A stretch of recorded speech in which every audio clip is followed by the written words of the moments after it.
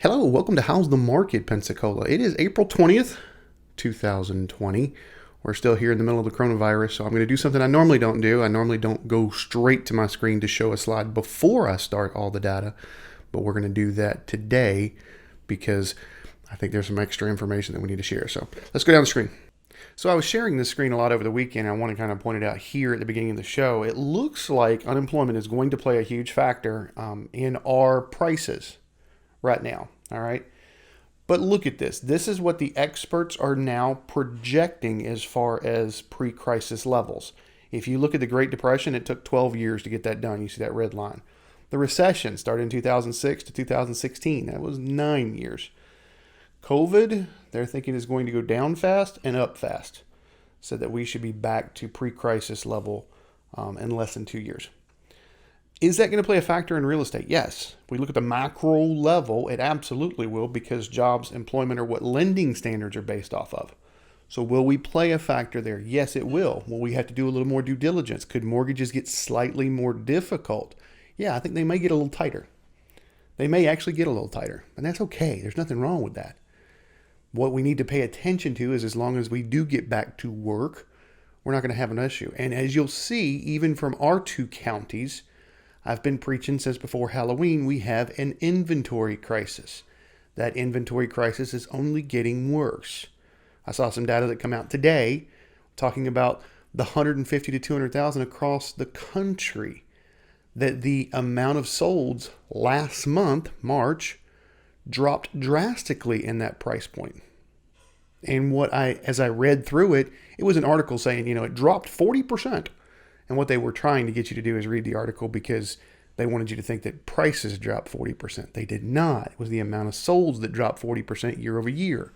That price point is a huge price point, even in our counties, that we've got very, very low inventory. Of course, the amount of sales are going to drop. The prices have not. The prices have went up. So be very, very careful who you're listening to right now. Make sure it's backed up with complete and total data, like I try and do every week for our counties. So let's get to it. Let's go. I'm a man on a mission. My mission is to help people break through all the noise out there and Don't need no permission. I want to help you get to actual truth. On a mission. Don't you just want the truth? All right, so I always start out the show the same with this slide right here so we can get a good baseline. This slide basically gives us the baseline of saying that if you have between 6 and 7 months worth of inventory, you have a neutral market. Anything greater than 7 months worth of inventory is considered a buyer's market. Anything less than 6 months is considered a seller's market, what the slide does not say. Anything greater than 9 months is considered a hyper buyer's market. Anything less than 3 months is a hyper seller's market. Whew. That's a mouthful. Let's see where we're at. All right, we're starting in Santa Rosa County. One thing that jumped out at me in Santa Rosa County this particular week is at 50 to 100. We got some extra inventory that come up. But a lot of this wound up being lots. So it wasn't really houses, it was lots. Under 50 is 0.8. It's not even a month. 1 to 200,000 where the houses are sitting. It's 1.1 months and 0.7. So there's that price point they were talking about nationally where things went down. It wasn't that the prices went down, it was the amount of sales went down. And they went down drastically because we don't have any inventory. We are not inoculated. There are some times that our Gulf Coast Panhandle area gets inoculated from some macro levels that go across the country. This particular case is not one of them. So in Santa Rosa County, we are less than a month's inventory. All right. 2 to 250 is still a hyper seller's market. If you move the 250 to 350, it's become a seller's market. Now, part of that is some builders have actually put some stuff on the market. Now, if you notice the builder report, or if I talked about that I cannot remember if I talked about that last week on the show or not. There's a lot of builders that have pulled back pulling permits right now. So there's going to be a bubble in the pipeline. So we have an inventory problem, and now there's going to be a bubble in the pipeline too. That's going to cause even more of an inventory problem, but they are unsure what's going on, and uncertainty kind of rules the day right now in the real estate world, and that's just wrong because you can see economically where things should be. But people are scared. I get it. 350 to 400 back down to a hyper seller's market. 400 to 500. Sellers, still a sellers, but definitely not a hyper sellers. that 400 to 450 market's almost creeping up to a neutral. So if you get something in that market, well, that changes your marketing some. It also changes your offers some. 500 to 550, a hyper seller's market by far, 2.5 months. 550 to 600, a year's inventory. We had this conversation last week. We've actually had it the last couple weeks. That if you're sitting there in that 550 mark, it's interesting. You got to make a decision on which way you want to go. Which bucket do you want to play in? All right, there's a lot of fish in this pond, and not many people fishing. That 550 to 600, not many people fishing. There's not as many fish here in that 500 to 550. So if you believe your property is worth 550, perhaps bring down just a little and play in the smaller pond. You play in the bigger one, you may be waiting a while. You need to differentiate. Now, I'm not telling you if your property is worth 575 to sell it for 548. No, that's not the case. I'm saying if it's at 550, which pond do we want to play in? How do you want to strategize? We can put it on the market at 550 all day long, but how do we want to strategize? 600 to 650 is still a buyer's market, slightly over a neutral. 650 to 700, they listed that as a hyper seller's market, or almost a hyper seller's market. There's just not much inventory, so there's only 7 properties active right there. So I don't put much stock in that, but okay. 700,000 plus your luxury in Santa Rosa County is a year's inventory, so definitely a buyer's market there. Let's shoot over to Escambia County. All right, in Escambia County, that same pocket, 100 to 200, hyper sellers markets. 1.5 and 1.3 months worth of inventory. 250 to 300, I see a lot of builders here. So same thing here. All right, it's still a seller's market, not necessarily a hyper seller's market. There's a lot of builders offering a lot of incentives right now. If you're looking at buying a new home, call me, because I can get you some extra incentives that they're not going to advertise, I promise you.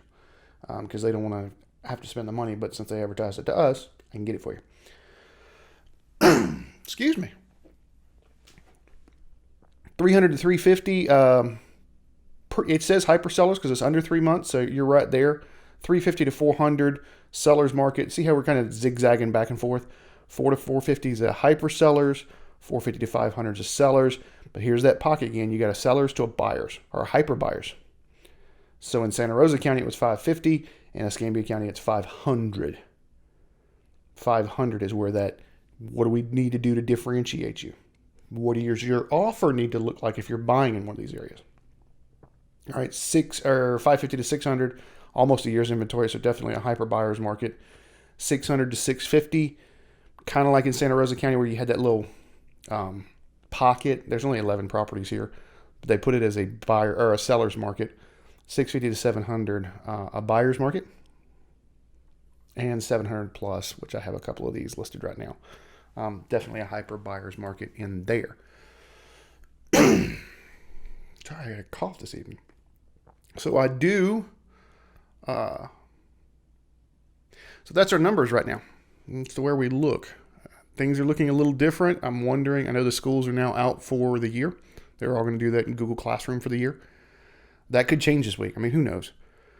That's why I love that I put a date on these things so that you know that, hey, this is when I recorded it. Here's the date, because things are changing almost by the minute. Do I think real estate is going to go down? No, I do not. I do not think real estate is going to go down at all. If you've heard some of my recordings, you will know that I had talked about our inventory levels, not just from a crisis inventory problem, but also from an equity standpoint. And if you look at where we were 2008 and where we are 2020, 2019, 2020, we're drastically different. They say that 32 or 33% of American households owe nothing. And out of the ones that do, 25 to 30 of those have less than 50% owed on their property. So the number came up to like 52% of American households owe less than 50% on their property. So for some reason, Shane's wrong, and we pull back a little bit, the housing market's going to absorb it. My only concern that I'm warning everybody about now is if you're taking those payments skipped, mortgage payments, I would try and find a way to put that money aside, because right now a lot of balloon payments are going to come due. Do I think that mortgage banks are going to probably just adjust them? Probably. But I don't know what that adjustment's going to look like. And since we are sitting out here with an unknown, that scares me some. I don't know what those adjustments are going to look like. Because right now, hey, you can skip 6 months. But at the end of 6 months, it's all due. Everything from the past 6 months is all due. Now, when you can't make that payment, we're going to work with you. But that's all they can say. We're going to work with you. Well, what does work with me look like? Well, we're going to have to get there when we get there. That's not an answer. Does that mean we're going to take those 6 months and we're going to put it on the end of the loan? That's what everybody's hoping for. But I'm hearing from the banking world right now, sometimes that they're talking about, hey, we may have to recoup that over the next 12 months after that. Well, if you're going to try and do 6 months payments over 12, so that's basically half my payment, and then I need to make my full payment, so you're asking me over the next 12 months to make 1.5 payments every month. That might be financially difficult to do. So I don't know. If you're taking advantage of that, and I understand hoarding cash, I get it. I would try and find a separate account or something to put that money aside so that it doesn't hurt real bad when all of it comes due. That makes sense. That would be my biggest concern right now when it comes to the housing market. Do I think we're going to see a crash? No. Do I think that there's going to be an issue in the mortgage business going to get worked out? I think they're going to have to figure something out. I think they're going to probably relent down to putting it towards the end of the loan. And here's why I say that. Banks do not want your house. Banks make money on a loan. So they find out that you've gone back to work and you can afford the payment that you were paying. Why in the world wouldn't we do anything possible just to bring that loan current? I'm not talking about doing a write-down where they write off. No. And you are paying interest on this money as we speak. It's calculating every day. I'm not talking about them doing a write-down. What I think they should do is take the payments missed, do a mortgage modification, just put those on the end of the loan, as long as you can prove, let's say, 3 months payments. Let's say, okay, look, we were deferred for 6 months, we're back to work, what have you, and I don't know what these time frames are. You make your regular payment for 3 months to prove to us that you can do that, and we're just going to take your mortgage payments and put them all on the end, and we're not going to report anything as late. It's called a mortgage modification. That would make all kinds of sense because the bank wants to make money off the loan, not off your house. They don't want houses. So that may be something that I talk about more in the upcoming weeks. I've got a couple of friends of mine that are really into mortgages that I may actually do a podcast or a Zoom training with just to kind of have that discussion. And if so, I'll make sure that I let you guys know on this show. Anyways, this is this week's. Thanks for watching. Stay safe. I'm a man on a mission. My mission is to help people break through all the noise out there and Don't need no permission. I want to help you get to actual truth. On a mission. Don't you just want the truth?